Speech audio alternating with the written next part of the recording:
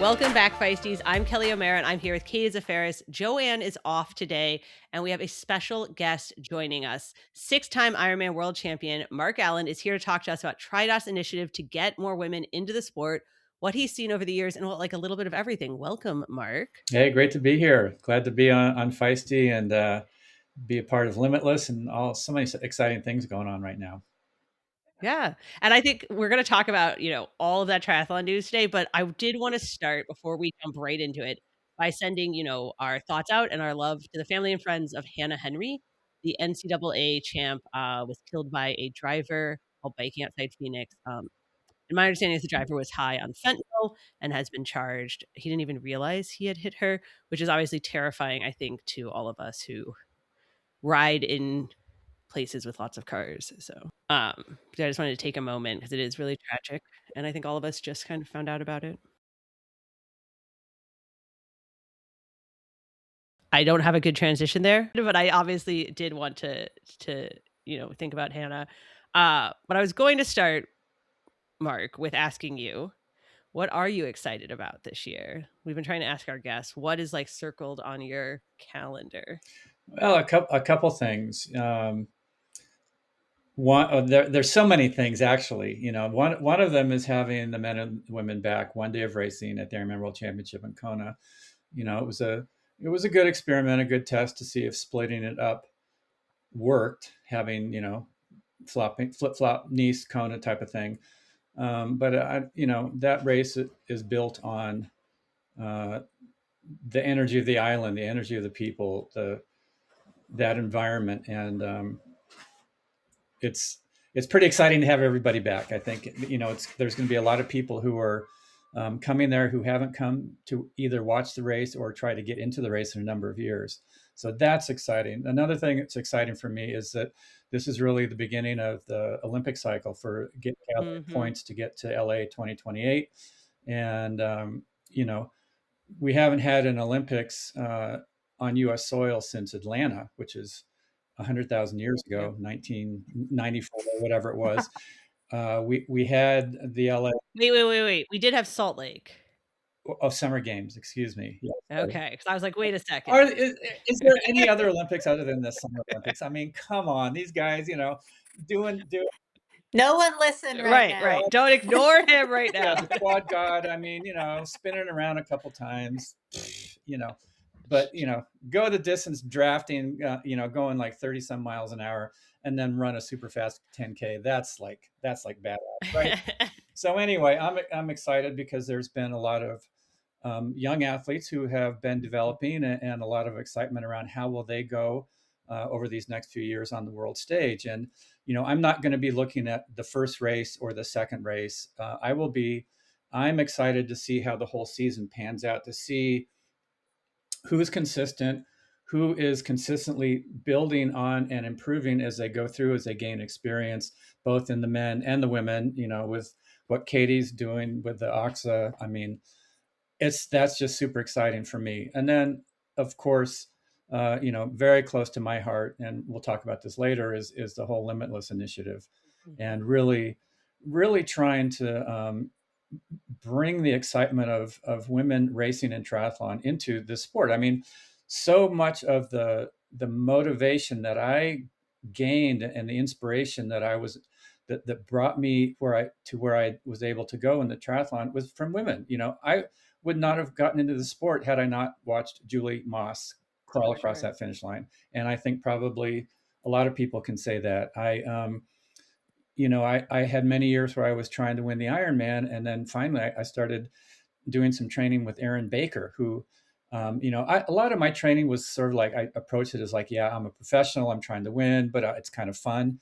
And Aaron was like all business. And I saw like, oh, there's a difference here. Like when you treat it like this is all business, it brings a focus and an energy into your training that is just not possible when you're just, you want to have some fun too. I mean, that's okay. But so she really taught me how to focus. And then since then, there's so many people who have done incredible things. Katie, her medals and, and what she's doing to help develop the Olympic side of the sport. I mean, I think it's a really vibrant time in the sport. And, ever since going into Paris, my interest in triathlon has been reinvigorated. I think we went through a Oh, kind of a flat period where, yeah, people are winning. There's some exciting things, but since the last 3 or 4 years, ever really since when we came out of COVID,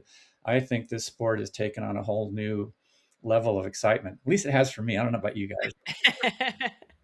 like, obviously, we're gonna talk some more about Limitless and kind of the history there, but I wanted to go back to the Olympic cycle starting because I know you and Katie were both at one of these big LA launch events. I don't know the official name. I know there's official names for all these things, but some big LA, and they just announced the qualification criteria too. And I assume, Katie, that you've gone more. Do we feel good about the Olympic qualification criteria? Just give me like the top level. Like, is it good? Yeah, Okay. it's on par with what it's been Okay. for the last as long as I've been in the sport. So I don't think there's that many like surprises there. The only thing that I guess is a little bit different is just that two standard distances have to be part of Mm-hmm. like the points qualification period. It can't just be based off sprints and Olympic distance are now worth the same amount of points. And at one time a few years back, it would be you would get less points for sprints versus an Olympic distance. So that's a little bit of a We change. did have like one or two athletes who were doing their first Olympic distance at the world tri level in Paris. So that might be why they're saying like you have to do at least a couple before Yeah, LA. and I guess I don't actually know what the basis would be, but I also feel like it is important that it's different, right, Mhm. than a sprint distance race. So if you're collecting all your points in a sprint distance race, yeah, you want to be able to translate that to Mhm. the Olympic distance. So what was this thing that you guys went to kick off LA? Is like do you feel kicked off? Is it kicked off?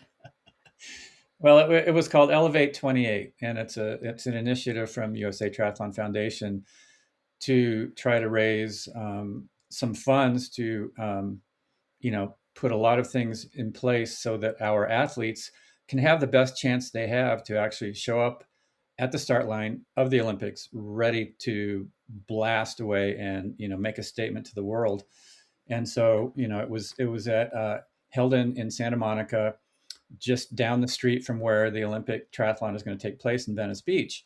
And so Katie was there, Tommy was there, a bunch of people were there who have donated a lot of money to USA Triathlon. And so it was just kind of like the coming out, like, all right, this is getting real, ladies and gentlemen.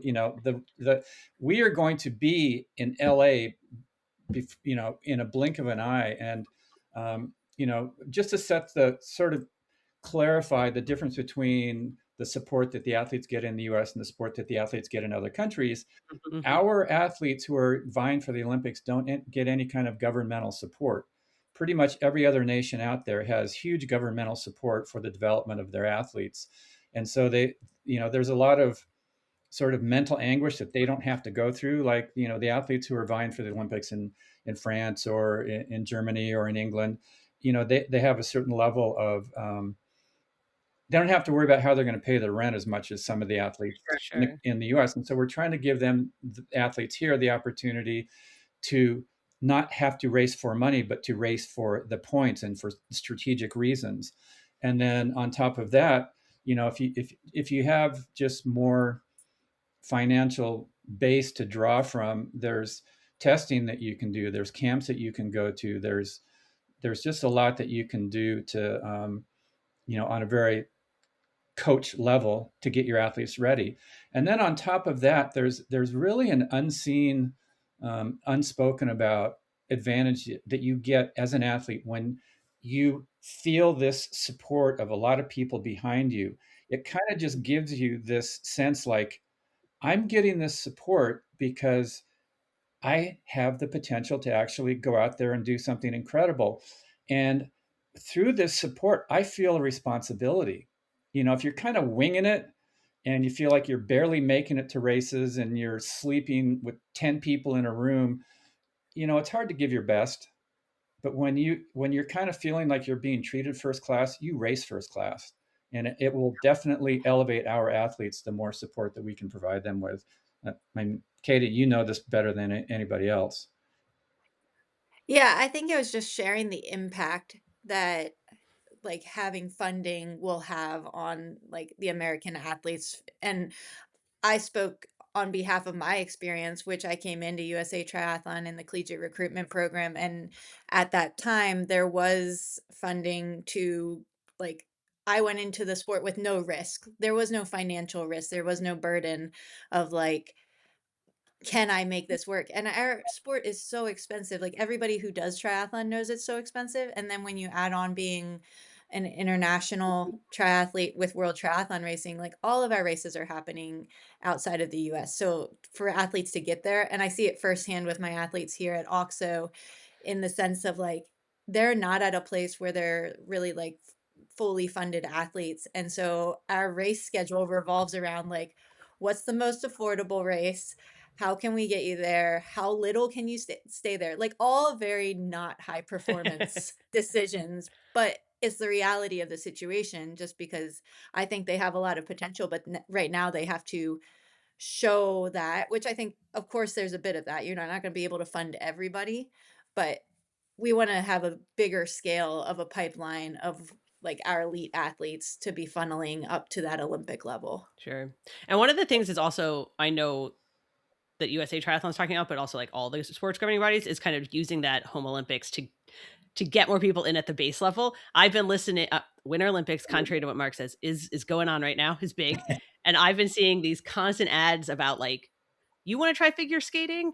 Here, find a local rink. Go to this lake, right? Like they're just running all the time. And I was like listening to one. I was like, we got to do that too. We got to be ready. We got to be like, you want to try a triathlon? Go here. So Yeah. No, and I'm Yeah. just joking about the Winter Olympics. I have been glued to my TV day and night, and when I watch something during the day that I love, I have to watch it again at night. And I think what's exciting about the top level of racing like that is that it does bring the best out in people, and you see folks who have done really really well in slightly lower pressure situations, and then you put them in the highest pressure mm, situation, and they don't always perform. Michaela Schifrin, she's struggling to find that magic at the Olympics to show how amazingly good she is. But anyway, um, yeah, that's it's interesting. something that we're also trying to prepare our athletes to be ready for. We will have the home court advantage in the sense that we can do more camps, get familiar with Venice, get familiar with the environment there. But at the same time, we have to go across the ocean to be able to qualify. So, uh, It's like mixed, Katie said, mixed. it's not an easy formula, and we want to be able to help our athletes make the most strategic decisions as opposed to the cheapest decisions. And women's triathlon is the first medal game of the Olympics. And watching the games right now, I'm not going to say I know anything, but usually the home country puts the events they think they're going to do good at towards the start because they want like the medals. So I think There we there we go. go. Already the belief Yeah. is a factor. No, I think it's going to be so exciting to have the games here. And obviously, like our sport isn't is pretty small Mhm. in like the general, like especially World Triathlon Draft Legal Racing Olympic style. So it'll be really good just to have it here, show people what our athletes do. But also there is that factor of it being a home Olympics, and to what Mark was saying, also preparing the athletes for that mental side because you already have that in the Olympics anyways. Now being a home game, like start preparing now because that's going to be a whole different level of like could be a whole different level of stress going And into it. media attention.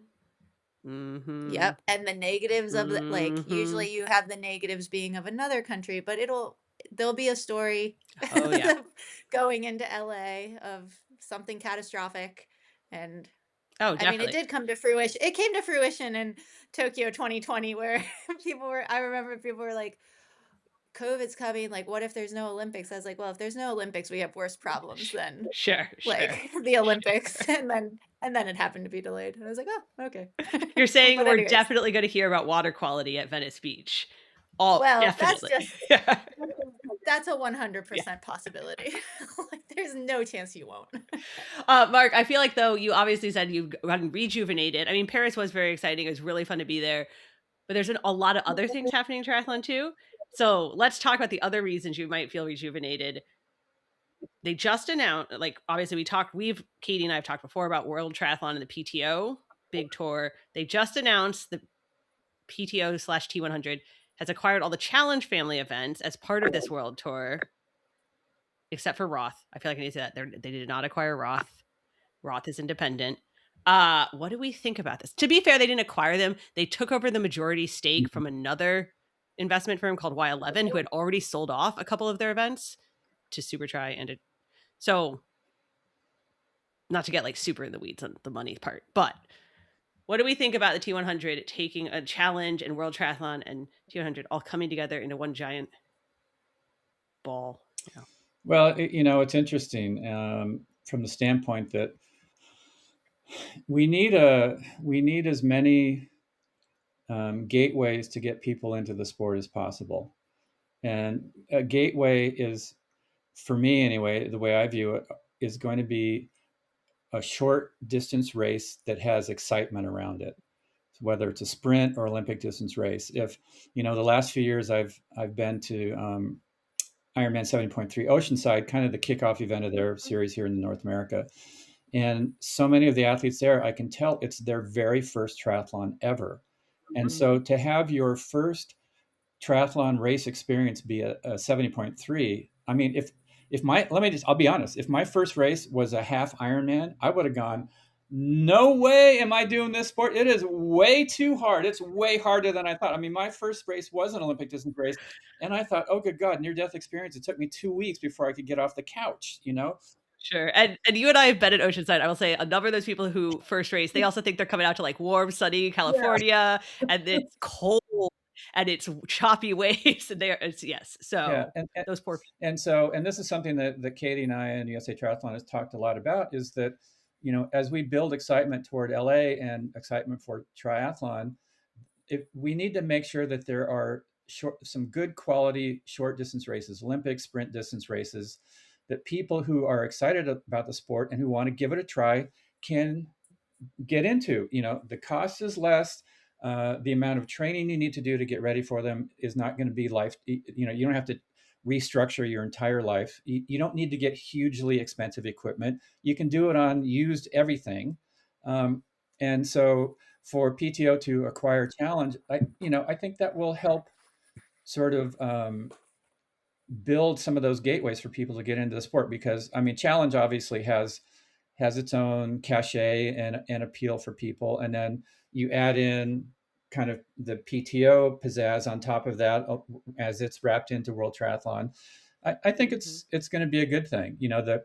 The challenge of this Challenge acquisition is going to be to make sure that the quality of those races is maintained, and that it's held at a very high standard, because there's nothing worse than thinking you're going to a really cool event and it sucks. The organization is bad. There's something about it that doesn't work. So I think it's an exciting thing. It's not a surprise to me.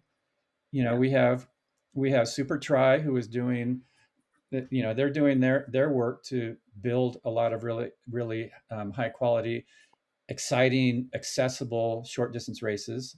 Challenge has done that mainly over in Europe, obviously.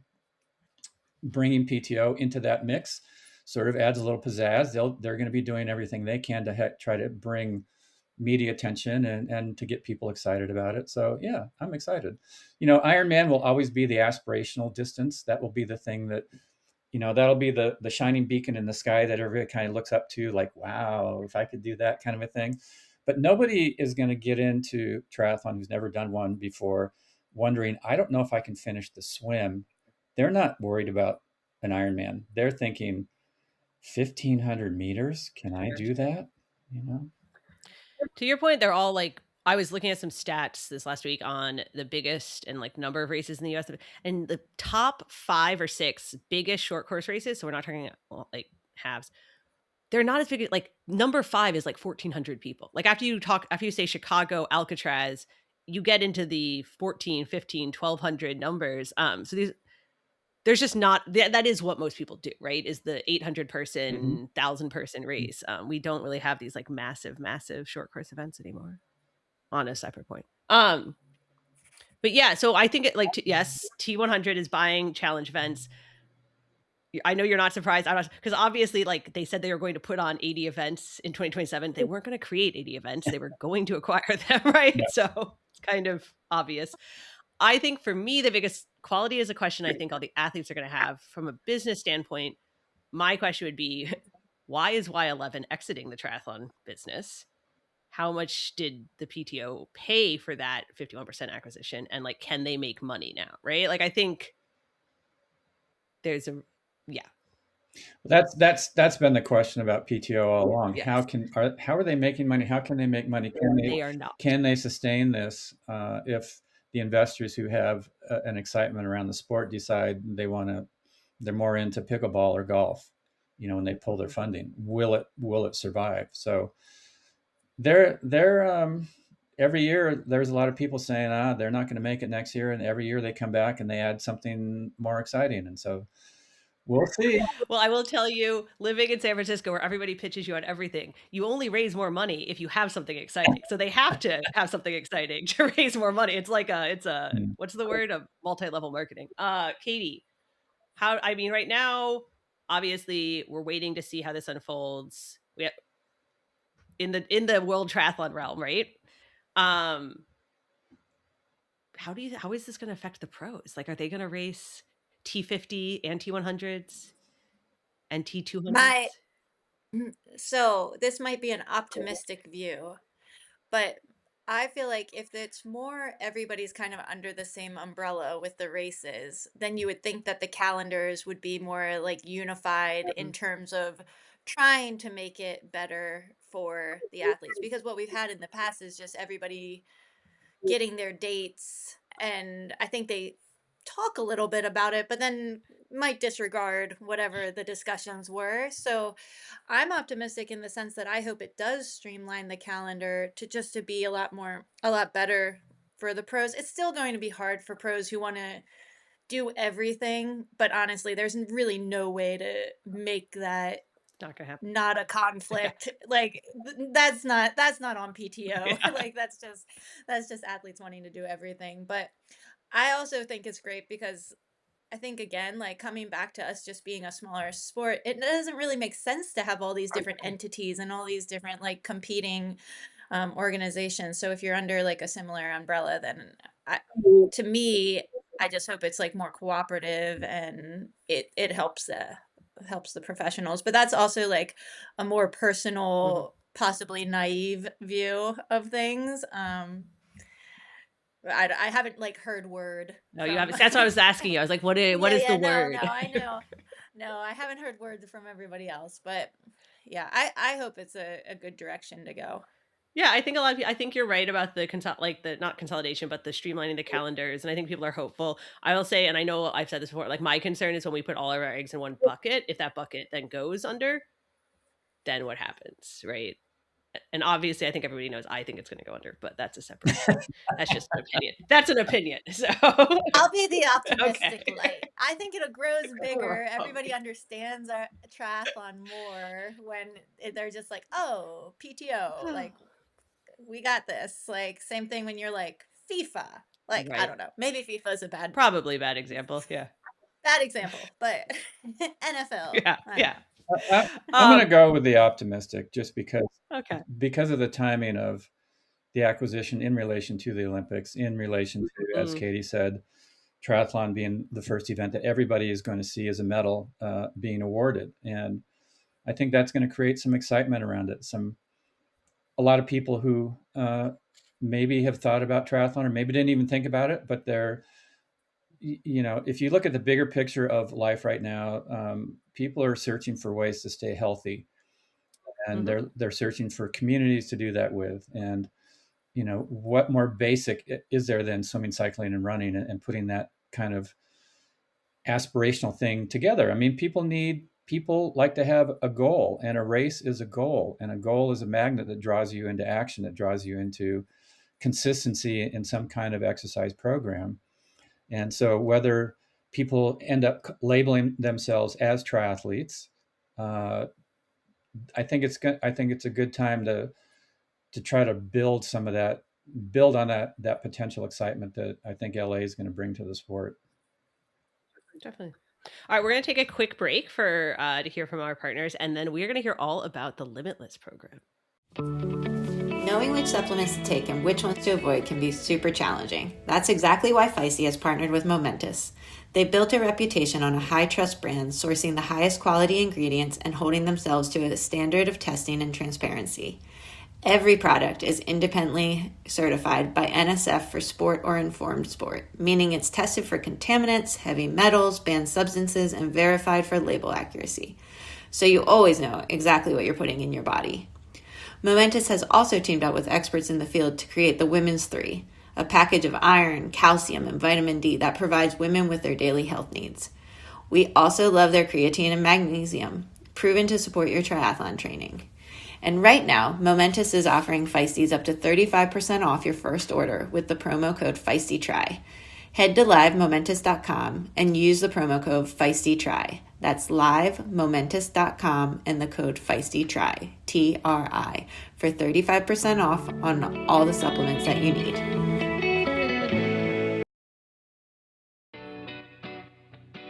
Let's face it, as much as most of us love being outdoors, sometimes the outdoors doesn't love us. Like when it's 10 degrees below or pouring rain, or sometimes you've got a workout on tap that's just hard to do outdoors. Well, great news. We have partnered with Wahoo to offer you a special deal on the Wahoo Kicker Run, a revolutionary rethink of the traditional treadmill that will convert even the most diehard treadmill haters. I know because I was one. The Kicker Run is engineered to bring outdoor running straight into your home. With a push of a button, you can set up this machine to match your pace automatically, so you can just run, and it automatically adjusts with you instead of the other way around. By far, my favorite feature. It also has terrain simulation, so the deck feels like I'm on hard-packed trails with just enough give but no bounce. There's even a lateral tilt feature which mimics real-world terrain, varying the side-to-side angle to keep your muscles ready for outdoor running. Finally, the Kicker Run has unmatched connectivity. It seamlessly connects to the Wahoo ecosystem and third-party apps, so you can simulate routes from Strava or Zwift. Whether you're a triathlete, a devoted runner, or someone who just loves to stay fit, the Kicker Run is there for you, and honestly, it's just a beautiful machine. We love it, we know you will too, so check this thing out.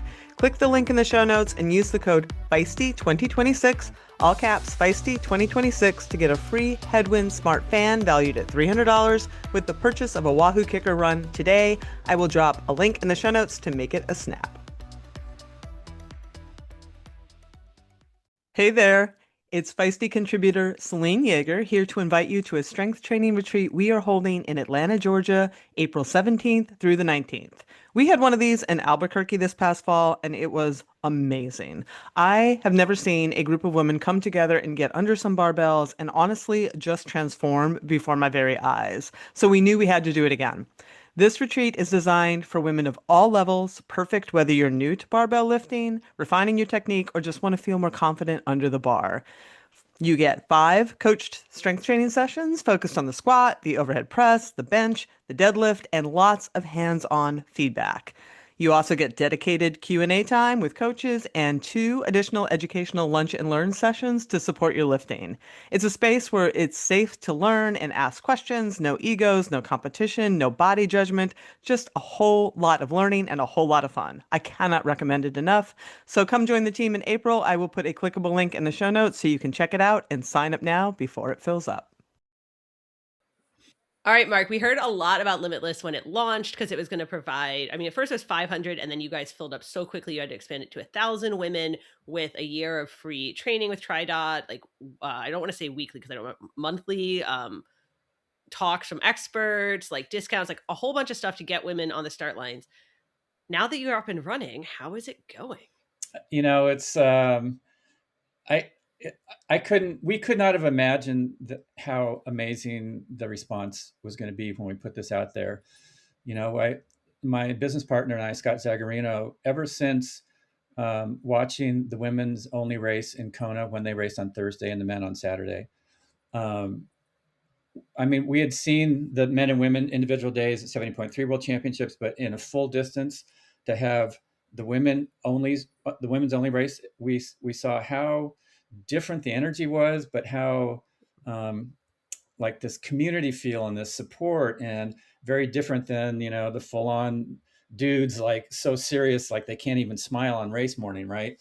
And so we thought, is there something that we can do to help bring more women into the sport, to bring this energy, more of this energy into the sport? It's a cool energy, right? And there's been so many people doing things to create communities for women, to provide support, to provide training guidance, to provide training groups for women. We didn't invent this niche, right? This has been going on for years. But I thought, if I join one of those groups, I feel like there's something that we could do that will have an impact that maybe nobody's thought of yet. And so, we've been thinking about this for a number of years, and finally, like the idea kind of dropped out of the sky for us. Like, why don't we see if TriDot would be willing to give women 1 year of free training guidance to break down at least that one barrier, like giving them guidance and create some communities so that they have this journey that they're doing together, and bring mentors in to help them understand how to use the platform, how to, just general things, create a Facebook group, all the stuff, right? And so, like you said, we TriDot said, yeah, let's do that. We wanted to do something that really got some attention, not just for the women, but to really help grow the sport overall. And so, not like, let's give 3 women 6 weeks of training and a 20% off on a helmet. Let's do something that maybe can have a real impact. And so, like you said, we put it out there. First 500 women, Limitless, you're in. And it filled up in less than 24 hours. And we're like, and there was, can't you add in more? So we said, let's make it 1,000. Let's like make this badass, right? And the response was so incredible. And in the sign up process, a lot of the women, there was a place where they could kind of say why are they want to get into this, why are they want to do Limitless. And so many of them were like, I've wanted to be involved in triathlon, I've wanted to do it, but I didn't know where to start. I don't know how to train. I didn't want to do this on my own, but I didn't know where to go. And I'm so thankful that this has been put together. And That's interesting. I was gonna ask if you had a sense of the women who signed up, like, were they triathlon curious? How did they find out about it? Had they done like a sprint and now just didn't know how to try an Ironman? Like, what is your sense of who actually showed up? it's a little bit of everything, but the majority of the people are women who they just felt intimidated to try to get into it. They kind of looked at it, they followed it, they were interested in it, but they just didn't know how to make that first step. And so it just felt like, we were actually hoping that we'd get 200 or 300 people to sign up. And, when it went to 500 within less than 24 hours and then to 1,000 shortly after that, we thought, okay, this could have a cool impact for those women. Mm-hmm. And, every one of the women that is on that is going to have a story. And in my experience over all these years, everybody gets into this sport because they saw something that inspired them, something that intrigued them. And all of us probably got into it thinking, let me see if I can just get to the finish line. I mean, nobody gets into the sport going, I'm going to be a gold medalist. Well, some people do. Right? I'm pretty sure. Maybe Katie did, like, okay, yeah, sure, I'll be a gold medalist. I'll be a silver. I was like, I'm pretty sure Flora said that when she was Cephet, right? I think, Flora and possibly Georgia. Yeah. But the vast majority are like, let me just see if I can do this, and let me see if I can do something. This will help me in my life in some way. And so, we're hoping that these women over the course of this year, through Limitless, who having this guidance in their training, by having mentors, like every single woman in this group of Limitless women is assigned to a mentor, and they're men and women from all over the world who are coaches, who are going to be just helping them and supporting them and being like a voice to bounce things off of. And then on top of that, the Limitless Facebook group, which is women only. I'm not a woman, so I'm not in that group. But the echoes of what I've heard is that there's just this excitement and this support. And Ironman actually did a study a number of years ago to figure out how can we get more women into Ironman racing. And the carrots that didn't work were adding more slots. The carrots that did work were when they helped create community. And so we're hoping that in this Limitless community, it will provide something that will give these women that boost and that support and that thing when they're doubting themselves, that they can tap into to go, I got this. I got this. Yesterday, I had a shitty day. I didn't think I could keep going, but you're all here and I'm back in it. And my why is still there for me. And so, Sure.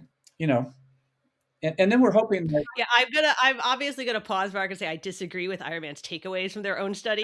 I think it's a both and situation, but yes, you need both parts for sure. yeah, Um, we've seen that in our kind of like, we did a big effort to get more women on cycling start lines last year, and it was a similar thing, right? With like training and a group and coordinated rides and regular webinars on like nutrition and gear. And since you're not in the group, I guess you can't tell me what are the most common questions that get asked. You don't know, yeah. I don't know, I I can tell you what they are in our groups, okay. but yeah. No, but we wanted, we ended up TriDot wanted to create a space that women could really just talk about anything and feel comfortable with it and not feel judged by it, that any question would be too basic or that they couldn't talk about biological stuff that if a guy was in there, they might feel intimidated to talk about. And I think that group has helped do that. But then also we have the mentors, and then we have once a month we're doing a live event with women who have had a big impact on the sport, just to tell their stories of where they came from, what they had to go through, what's common between somebody who maybe has a name in the sport and somebody who will never have a name in the sport, like the women in Limitless. A lot of them, they're not going to make the news, but they're part of this sport, part of this community. And so actually just yesterday we had McKeely Jones on the live event, and she talked about her upbringing and how it was she was not grown up. She did not grow up with any kind of privilege. She grew up with a mom who was raising her and her sisters, and the hardships they had to go through, and how that actually gave her a strength and a resilience that she wouldn't have had otherwise. And and how some of her dreams didn't come to fruition, but that led to something else. Like, for example, she was in the Sydney Olympics in LA. She won the first medal of the games for Australia in the first event, which was women's triathlon. She got a silver. And then, fast forward to the next Olympics, she didn't make the team. She was hoping to go from silver to gold, and she didn't even make the team. And at first she was completely devastated. Like, 2000, I made the team. 2004, I didn't even make the team.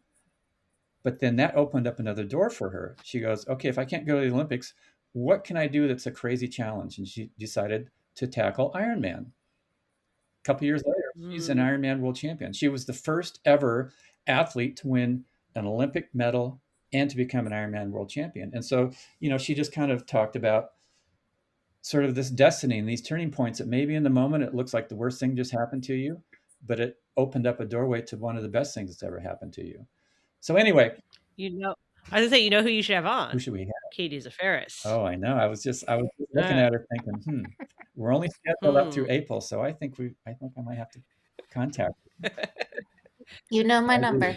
The first one in January was Siri Lindley, who has an incredible story, and she's fighting cancer, and she had so many lessons. And anyway, these live events are actually, I think they're open to anybody who wants to join in.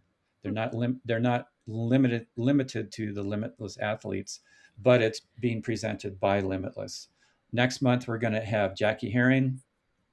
Oh, cool. Which will be cool because she's a mom and she's raced and she's gone back and forth between different distances. And then in April we're going to have the one and only the famous Julie Moss. So Nice. That's awesome. Yeah. Yeah. I mean, obviously you weren't here, but we talked a lot about like moms last week, and I'm sure Katie has. Well, Katie's struggling right now to have a job and be 2 kids and train. So Yeah, struggling, hard word, but yeah, learning. I'm learning. learning Sorry. how to do it with a struggle Right. on the side. So I sounds like the response has been so far has been like, how are you going to? What is the measure of success? Like, are you going to know if these women then like go and do triathlon, or like how do we know? How do we know it worked? the measure of success for me is, putting this in place was just the very first step.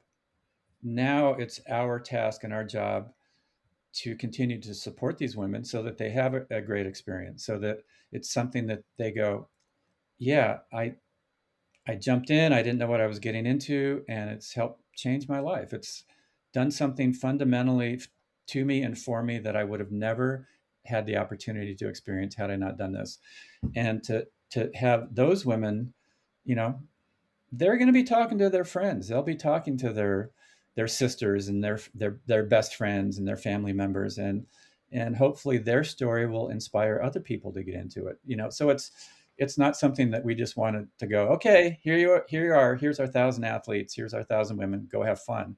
We want to support this journey all the way through, and we are going to kind of try to keep track who's racing, how are they doing, how's their experience, keep track of obviously some of the comments in the Facebook group to see, are they having a good Well, you're not keeping time? track. You have a wolf. Actually, Casey Taker from Ironman is going to be doing a lot of kind of keeping track of a lot of these statistics so that we can say, yeah, this is a success because these women, they carried on. They made it through the year. They did these races. They had these comments.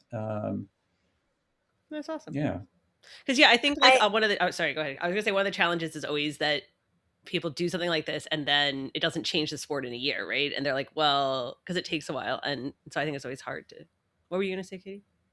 Well, and I just imagine like the group chats, Uh, like kind of like pinging each other, blowing each other up, even from the onset of Limitless, in the sense of like how you got signups. Like I just imagine like one friend being like, "Oh, I just signed up for this. Like you should sign up too." And I don't know. I think obviously the community aspect is really strong, and I just love that. I love that these women are probably going to be showing up to the same races, like obviously not all of them at the same time, but wouldn't that be cool? A yeah, limitless Mm, triathlon.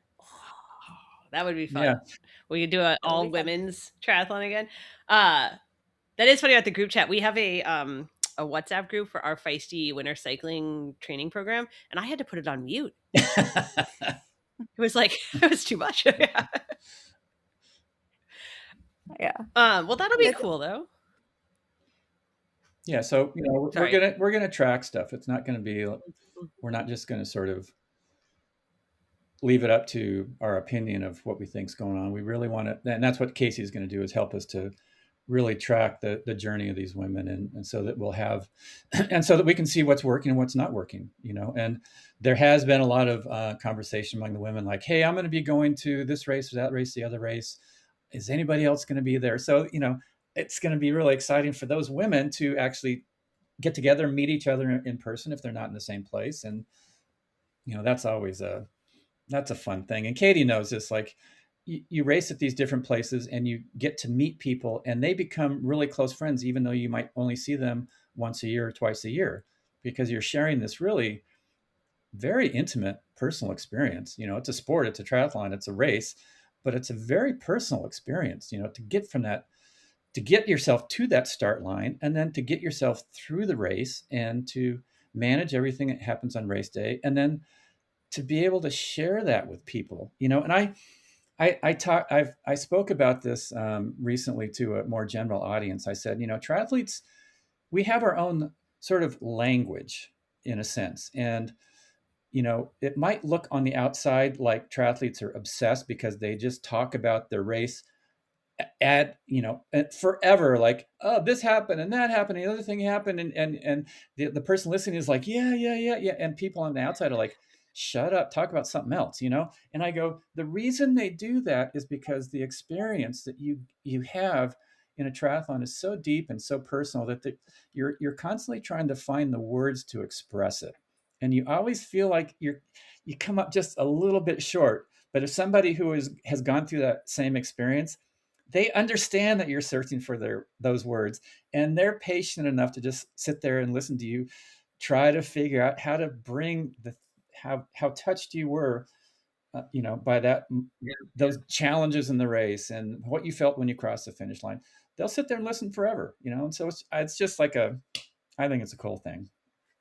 That makes me Well, and sorry, Kate, I was gonna ask you, do you ever have the same experience? I felt like at whenever I was, racing as a pro by like somewhere I hadn't been, to Mark's point, I feel like we inevitably ended up having these like, what should I do with my life? Like these super like with the other pros I had just met, right? I feel like there was this instant like deep connect. And I don't think that was just me. I think no.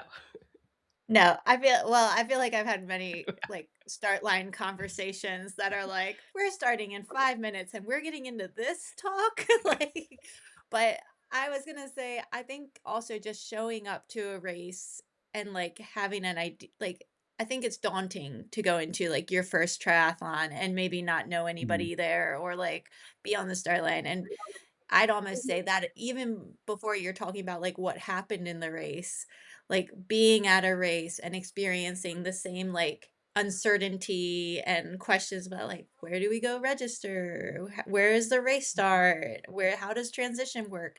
Like it's really nice to be able to lean on others for that and also feel comforted. And even if someone doesn't have the answer, that I always felt comforted if they were like, oh, I don't Mhm. know either. It's like, oh, okay, well, at least I'm not the only one who doesn't know this. But so I also feel like that part even before you get to the start. And that's something I've loved with even just in my career. I think I've talked about it before, is just meeting all of my competitors, and it made it so much less scary once you're friends with the people you're racing Mhm. against versus like when you're on the start line feeling like everybody else is either more prepared, knows what they're doing, has a friend, whatever it is. It's a lot more like daunting. But when you're just, yeah, on the start line with other people that you know, it just like there's like a calmness. I feel like. But then you beat them, Katie. But then you win. Once the gun goes off, no more friendships. No, just kidding. And Mark, this Unless whole they're beneficial. unless they're beneficial, right? That's only in draft legal racing, Katie. Right. Mark, I was gonna say this whole thing came about kind of after. I mean, we talked about it extensively here after all the drama around fewer spots going to women, and you started the Mhm. petition to ask Ironman to relook at their qualification. What was the response to that petition? I mean, I think you ended up meeting with Ironman and talking to them. Is that right?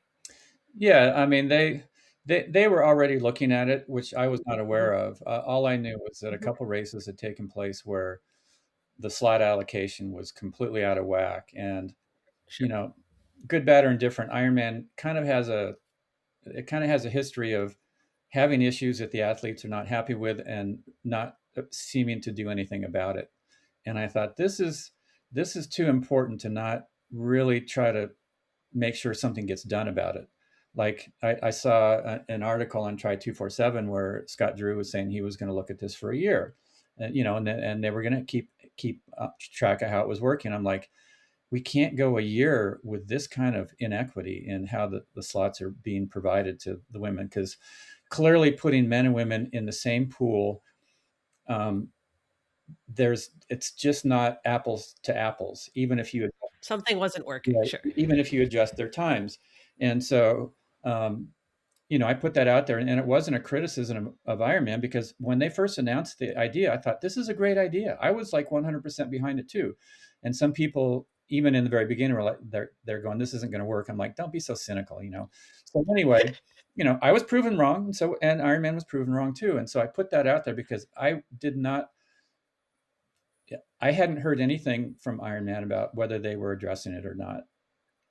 And I thought, this needs to be addressed right away. We can't go a whole season with the dudes getting all the slots and the women not. And like I was saying, Scott and I were really trying to figure out how do we promote to get more women into the sport. This is not going to help get more women into the sport. And so we put that thing out there, just a call to action, like, hey, if anybody is agreeing with this, Scott, let Ironman take a look at this, see what you can do. It wasn't a criticism, or it wasn't a bash at all.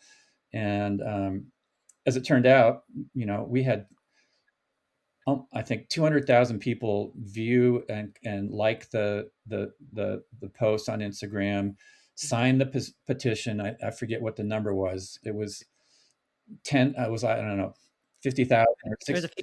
yeah. Yeah, it was huge. And that if you take that number that actually signed, to go from Instagram to a thing that you sign is a major, you have to take an effort to do that. So it actually represented, there was probably a good, 10 times that number of people who actually agreed with what we were doing, but they just didn't go through the effort. So anyway, Ironman, I don't think they were happy that they sort of got called out on something that they were actually working on anyway. But in the end, um, because of the timing of everything, their response came very quickly after that, and they rejiggered the process. And now I think it's actually very fair the way they put it together. The men and the women, they have their own pools, and the more women are in the race, the more they're going to get anyway. And so with that, there was a lot of, Scott Zagarino and I, we felt like there was a lot of people kind of looking at what I was doing, what I was saying, and what I was putting up on Instagram and stuff. And that's right when we came up with this idea for Limitless, and we went to TriDot and we said, "Hey, are you willing to back this? You're not going to make a penny off it. I'm not making a penny off it, but we want to help build women's participation in the sport." And so they were like, "We're all in. Let's do this." And they helped get all the mentors together. We've A2 Bikes has announced. They've announced a real good program for the women to get bikes at a good cost, and we're working with another number of other companies to really break down as many of those barriers as we can. So all of it was kind of like this destiny It timing. all came together. Yeah, like I said, we'd been thinking about this for years and hadn't come up with any kind of an idea that really seemed like maybe we can, put something in place that will actually make a dent, make an impact, have an impact, and be something that people aren't already doing. Like, we didn't want to step on anybody's toes. Sure. Wanted to bring something in that people could piggyback off of, and that our athletes can get, tap into their local groups that are doing this also. And so, yeah, um, It all came together. People were like, "All right, Mark, you're complaining on Instagram. Do something." See, and now here we are. yeah. So Yeah, awesome. Well, I feel like we should pivot a little here and find out what Mark's also been up to. In what else? What else do you do besides Limitless, Mark? Tell us. well, I'm doing a lot of work with USA Triathlon Foundation. Mhm. A lot, as Katie is, and we're trying to again get people excited to help support the triathletes, not only the high performance athletes, but also to kind of help support the race directors to make it viable for them to have local races that people can go and get excited about the sport, to help the kids triathlon grow, to help NC2A women's triathlon finally get finalized as an official sport. And that's, it's always right on the edge. Like, we have the number of universities that we need, and then a couple drop off, and then some new ones come on. And we've asked, why are some of these universities saying we're going to do it, and then they drop off? And there's just been such a financial crunch on a lot of universities. They just have to cut stuff out, whether they want to or not. And but there's also other universities that are going, you know what, we kind of have some of these women's sport legacy sports that don't really represent any kind of interest for our students as a whole. And so, like, for example, Northern Arizona University is really looking at getting triathlon in there. And so, that's super exciting too. I mean, if it can finally just get that period where they need to have it be official for long enough with enough schools, and it becomes an NC2A Division I sport, that will just that would just be a super cool thing for the sport. So you're working with USAT. You're doing some work with TriDot. You're doing some work with Ironman, right? Mark's just everywhere. And surfing. And surfing, which gets harder the older I get, but I'm still out there. Like I'm the guy that has like 10 shitty days and finally I get that one good day again. It's like, okay, I got it. Yeah. And so, Scott Zagarino and I are also, we're working on a book project that's going to sort of help people understand how they can use exercise to create good mental health. And we all know how powerful doing the right kind of exercise can be for keeping your mental state stable, for reducing stress. Because there's a lot of folks out there that are struggle with that. They have medication, they have addictions, they have a lot of things that we would say are not very positive when it comes to having mental health. But we also understand it, and we're seeing more and more information research about how exercise is like the simplest way, if it's done right at the right times, to help you sort of down regulate your nervous system so that you get out of that stress state, so that you are in a more positive, steady state mentally. And I never realized how important this was for me until Scott and I started talking about it as maybe a model for people on the whole. And so that's super exciting. We don't have a working title yet. We're just in the beginning stages of this, but stay tuned, because I think this is going to be something super exciting for people to read. Okay. And to wrap up, because obviously we've kind of talked here a lot about what you're excited about now, what kind of inspired you with all the women as you were coming up. I know you've been I see you at a lot of races, and I know you go to way more races. So you have what I'm trying to say here is you have a very comprehensive view of triathlon over the years, over its entire existence. What do you think has been the biggest changes in the recent years in triathlon? I think the sport goes through expansion, contraction, and I think now we're in an expansion. We're in a sort of reborn vitalization. Obviously, the sport itself has become much more technical in the training with devices and all that kind of stuff. What I have been trying to do through that experience of all those years is to put some stuff out there that sort of keeps it in the bigger picture as opposed to the micro picture. And so on Substack, we've been writing about two pieces a week that we're trying to provide sort of like a reset on the focus of what sport is and what triathlon can be, and also to give some shout outs to some of the athletes who have done incredible things that maybe we've forgotten about, and why their contribution to the sport has been so great. And we've highlighted a lot of the women who have done that in the sport. So yeah, the bottom line is, the gun goes off, you still got to deal with yourself, right? There's no getting around that. Your Garmin's not going to help you deal with your fear, your doubt, whatever. The thing that will do that, like Katie said, are the people that you know and that are next to you and that you shared this journey with, and you think about them, and you think about the support that you've had, and you think about who you were before you even had this dream to get into do a triathlon, and you realize, wow, if I look at where I am today compared to yesterday, I'm kind of the same. But if I look to where I am today compared to 5 years ago, you can give yourself a pat on the back, and I think that's pretty cool. Yeah, awesome. I feel like we should end there. Kate, do you have any other questions for Mark? Any insight? No, but I am just remembering I forgot to respond to your email about NAU.